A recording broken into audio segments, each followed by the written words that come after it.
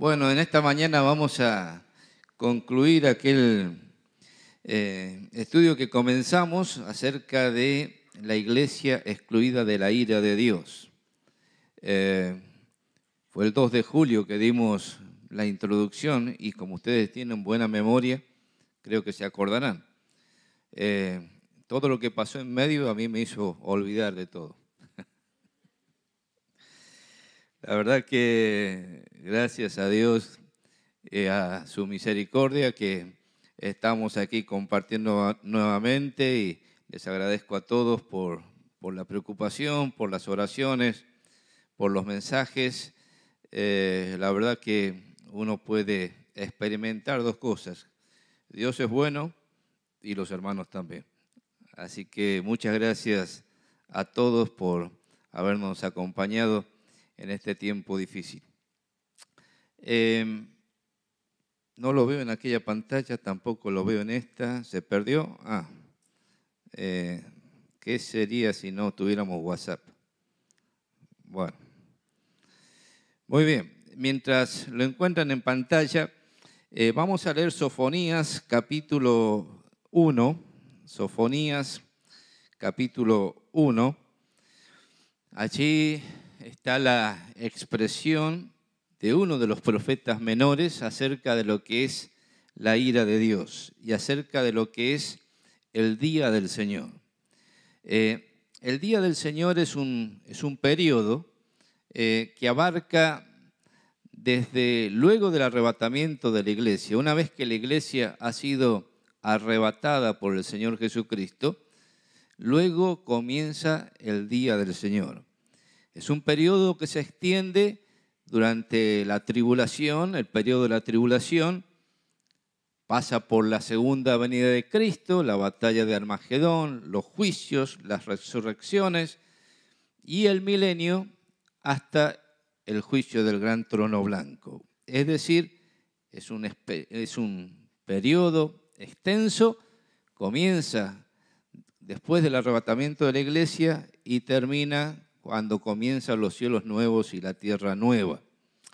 Claro, este día de Jehová, este día del Señor, es un tiempo de juicio, pero también es un tiempo de restauración. Es un tiempo donde Dios va a derramar su ira, pero también va a demostrar su salvación. Pero una de las cosas en las que poco se habla y poco se medita es justamente en la ira de Dios. Vivimos en un tiempo donde se enfatiza en forma desequilibrada, diríamos, los atributos de Dios. Se enfatiza el amor de Dios, pero poco se habla de la ira de Dios. Y hacer esto es lo que el apóstol Juan llamaría una idolatría. Es una concepción mental distorsionada acerca de la naturaleza de Dios. Todos los atributos de Dios están en perfecta armonía y tenemos que pensar que Dios también tiene su santidad y en su santidad aborrece el pecado y no puede tolerar la iniquidad delante de su presencia. Llegará un día donde la paciencia de Dios estará al límite y donde Él demostrará su ira contra la impiedad, la injusticia y el pecado. Ese periodo lo describe Sofonías, capítulo 1, versículo 14, dice: cercano está el día grande de Jehová, cercano y muy próximo. Es amarga la voz del día de Jehová. Gritará allí el valiente. Día de ira aquel día, día de angustia y de aprieto. Sigue describiendo ese día, en realidad todo el capítulo 1 de Sofonías lo describe, pero el versículo 18 dice: ni su plata ni su oro podrá librarlos en el día de la ira de Jehová. Mire qué notable que es esto. Ni su plata ni su oro. Nos hace acordar al apóstol Pedro que dice: nosotros hemos sido redimidos no con cosas corruptibles como oro o plata, sino con la sangre preciosa de Cristo. Lo único que puede librar al hombre, a la mujer de la ira de Dios es el precio pagado en la cruz del Calvario, no con oro ni con plata, sino con la sangre preciosa de Cristo. Ni su oro ni su plata podrá librarlos en el día de la ira de Jehová, pues toda la tierra será consumida con el fuego de su celo. La extensión de la ira de Dios en aquel periodo tremendo de tribulación abarcará toda la tierra. Y luego dice, porque ciertamente destrucción apresurada hará de todos los habitantes de la tierra. Un juicio extensivo a toda la faz de la tierra y a toda la humanidad en un corto periodo de tiempo. Por eso, algunas características, pásame la placa, por favor. Algunas características de la futura ira de Dios. Allí hemos puesto ese tiempo, es un tiempo único. ¿Por qué es un tiempo único? Algunas de las características del tiempo de la tribulación será la más severa de toda la historia. Claro, Dios ha demostrado su ira contra el pecado en distintos periodos de la historia en forma focalizada, localizada. Podemos recordar Sodoma y Gomorra cuando cayó fuego y azufre y destruyó aquellas ciudades. Podemos recordar las plagas de Egipto. Podemos recordar las cautividades de Israel cuando Dios los llevó a causa de su idolatría. Pero el día de la tribulación, el día grande y terrible de Jehová, será sobre toda la faz de la tierra y será el más tremendo de la historia. Dice el Señor Jesús en su sermón profético, será un día de tribulación como nunca antes ha habido en la historia de la humanidad y nunca más habrá. Será de alcance mundial, será de magnífico sobrenaturalismo. Dios, en diversos periodos de la historia, durante el periodo de Moisés, el periodo de los profetas, el periodo de Jesús y de los apóstoles, ha demostrado su poder con grandes milagros, prodigios y señales, pero en este tiempo corto de tribulación de 7 años, demostrará mucho más su poder, conmoviendo cósmicamente todos los elementos de la tierra, del universo, y también será una demostración de poder en forma indirecta a través de señales en la tierra. También habrá una gran actividad demoníaca y diabólica durante ese tiempo que será único y tremendo. Será un tiempo de 7 años de la ira de Dios, como ya lo hemos visto y estudiado a través de las 70 semanas de Daniel. Esta semana que falta cumplirse en esa profecía de las 70 semanas es de 7 años y marca el periodo de duración de este tiempo de tribulación. Y una cosa también importante es que ese tiempo será iniciado por la ira del Cordero. Apocalipsis 6:16 tiene esta frase notoria, la ira del Cordero.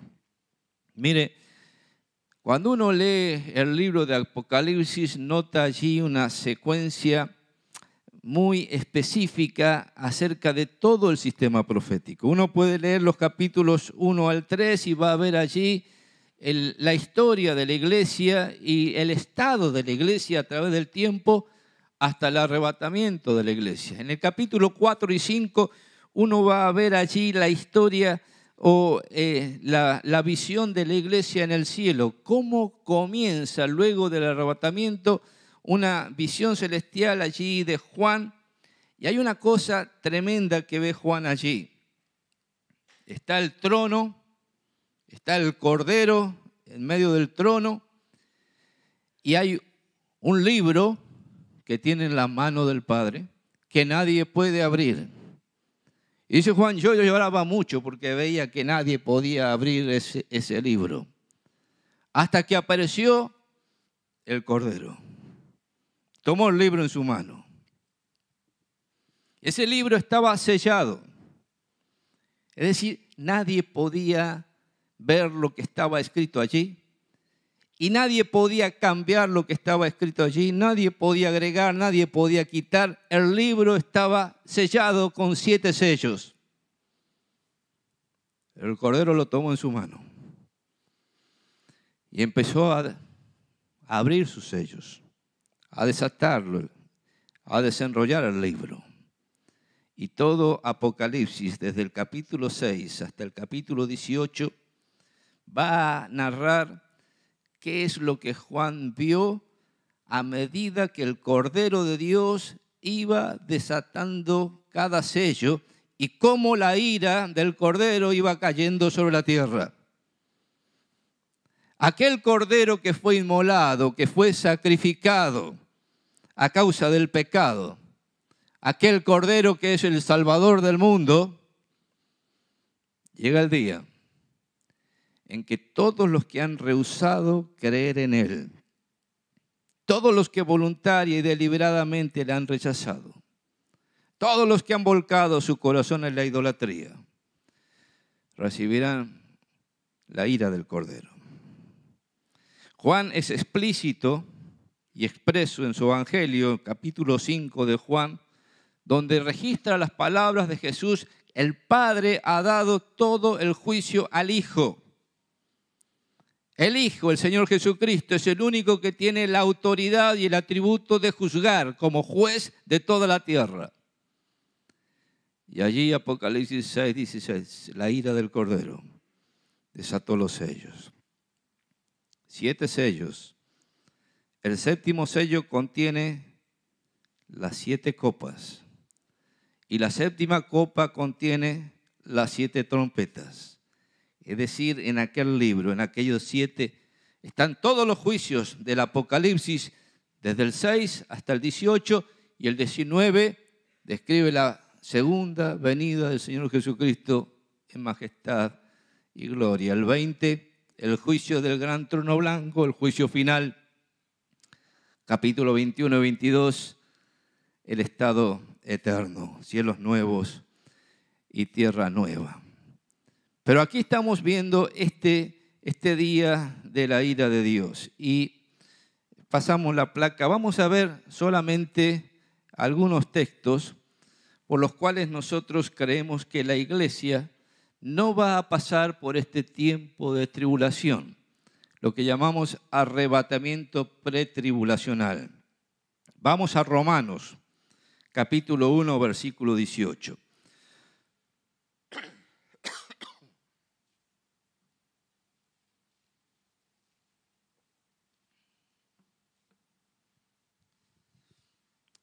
El apóstol Pablo en Romanos está tratando el tema de la ira de Dios. Y va a tratar el tema de cómo los creyentes en Cristo Jesús son librados de la ira de Dios. Solamente vamos a tomar unos textos.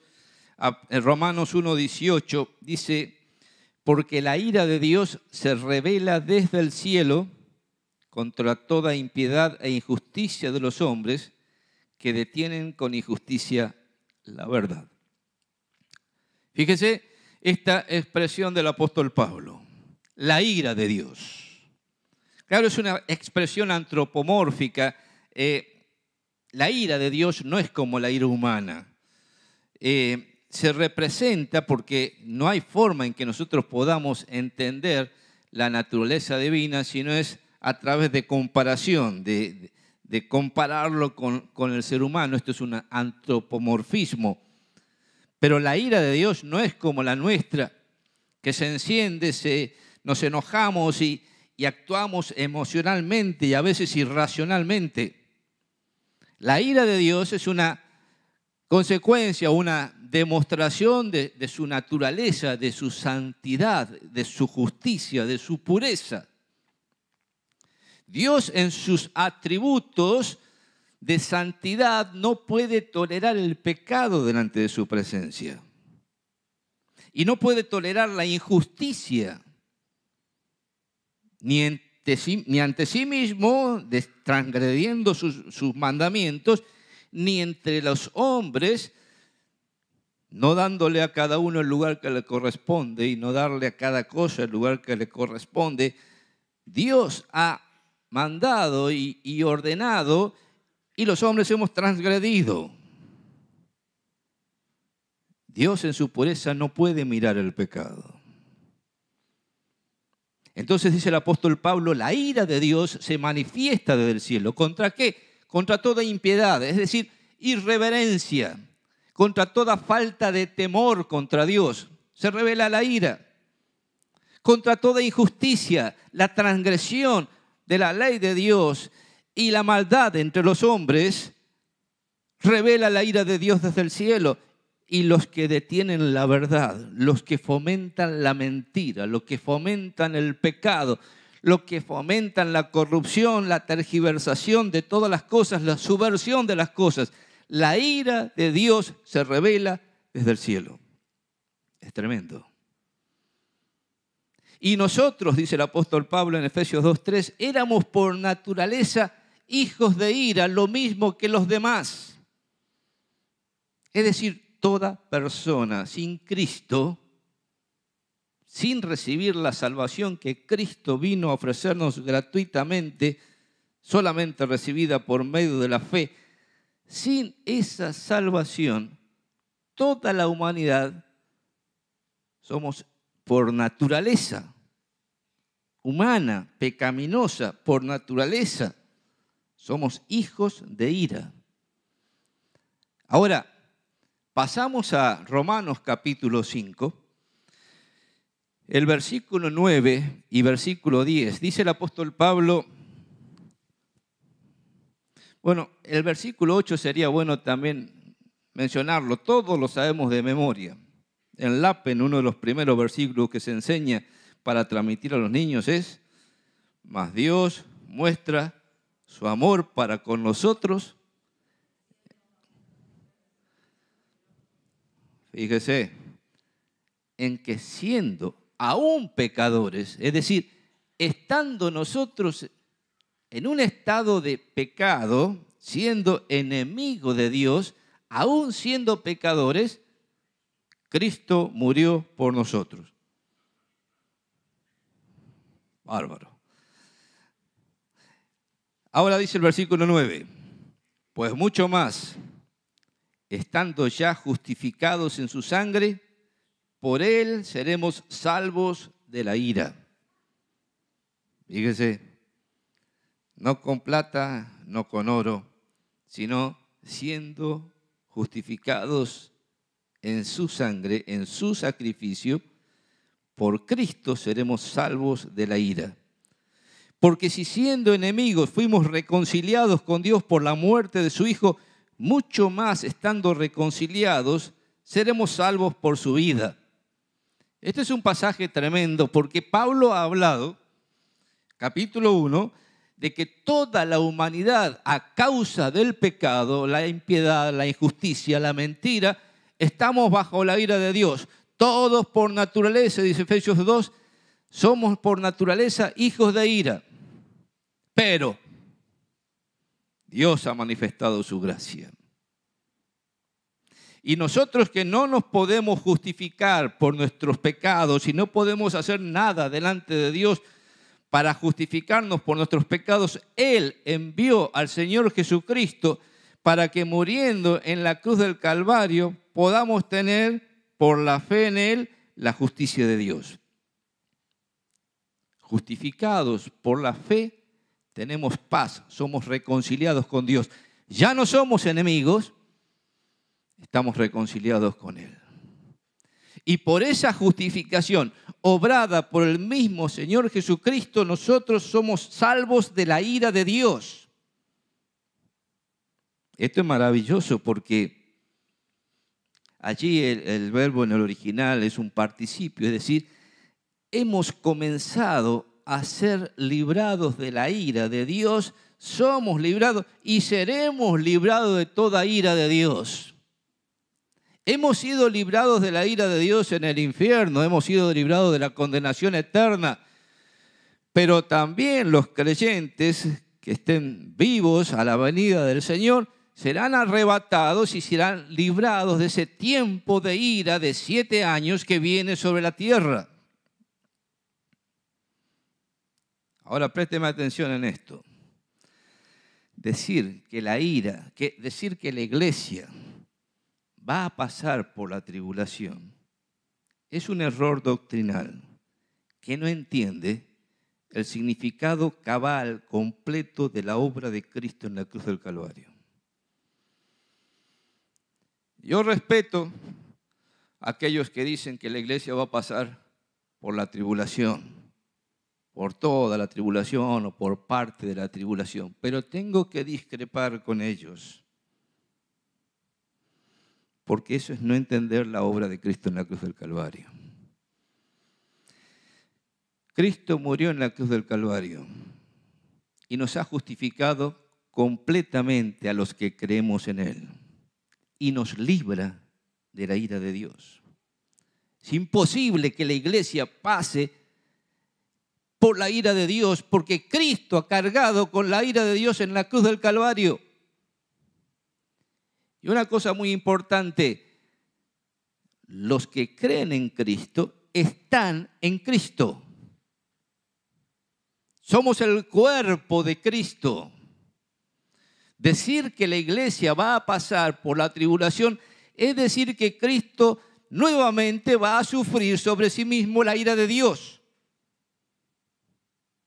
La iglesia no puede estar ahí, porque Cristo no estará bajo la ira de Dios nuevamente. Ya estuvo en la cruz del Calvario. Así que tenemos que ser muy agradecidos y tenemos que adorar a Dios por su gracia, porque nos ha librado de la ira venidera. Vamos a otro texto. Primera Tesalonicenses capítulo 1. También versículos 9 y 10. Esto es fácil de recordar porque es Romanos 5, 9 y 10. Primera Tesalonicenses 1, 9 y 10. Primera Tesalonicenses 5, 9 y 10. Todo es 9 y 10, así que no se olvida más de eso. Primera Tesalonicenses 1, versículos 9 y 10. Porque ellos mismos cuentan de nosotros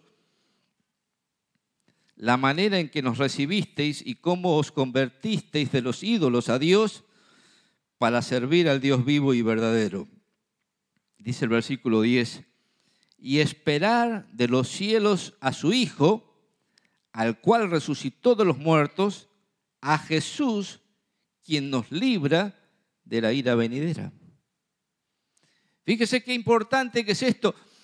Los tesalonicenses, la primera carta que escribe el apóstol Pablo en el año 48 fue la carta a los Gálatas. Apenas habían pasado 15 años de la muerte de Cristo en la cruz.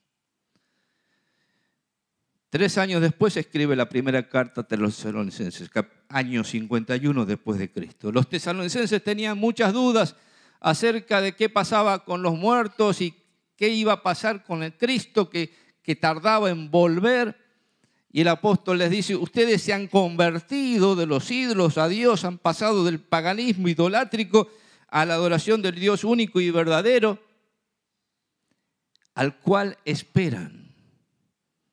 Esperan la venida del Señor. Dice el apóstol Pablo aquí, esperan de los cielos a su Hijo, al cual resucitó de los muertos, a Jesús, quien nos libra de la ira venidera. Mire, la única manera que la persona tiene de librarse de la ira de Dios es en Cristo y a través de Cristo. Cristo murió en la cruz del Calvario para perdonar nuestros pecados, para limpiarnos de toda maldad, de toda iniquidad, para librarnos de la condenación eterna, para justificarnos delante de Dios. Pero una vez que estamos en Cristo reconciliados, tenemos nueva vida y somos salvos por su vida. Cristo ha resucitado. Cristo vive. Y los creyentes estamos unidos vitalmente a Él por la fe. Estamos en Cristo, en su cuerpo. Somos cuerpo de Cristo. Por eso es imposible que la iglesia vuelva a estar bajo la ira de Dios. Cristo ya descargó su ira en Él. Pero ahora por su vida, nosotros somos salvos de la ira. Es Jesús quien nos libra de la ira venidera. No hay nada que nosotros podamos hacer. No hay nada que alguien pueda hacer por nosotros. Lo único que puede librarnos de la ira de Dios es estar en Cristo. Finalmente, 1 Tesalonicenses 5, versículos 9 y 10 dice: porque no nos ha puesto Dios para ira, sino para alcanzar salvación por medio de nuestro Señor Jesucristo.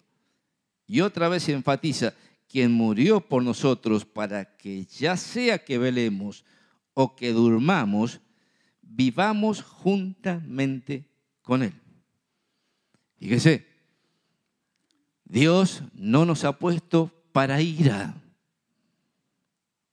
Dios no nos ha salvado para permitir que los creyentes estemos nuevamente bajo la ira de Dios. No nos ha puesto Dios para ira, sino para alcanzar salvación. Y esto por la muerte del Señor Jesucristo. Otra vez tenemos que enfatizar y entender la obra de la cruz. Cristo ha perdonado completamente nuestros pecados. Cristo ha cargado sobre Él la ira de Dios.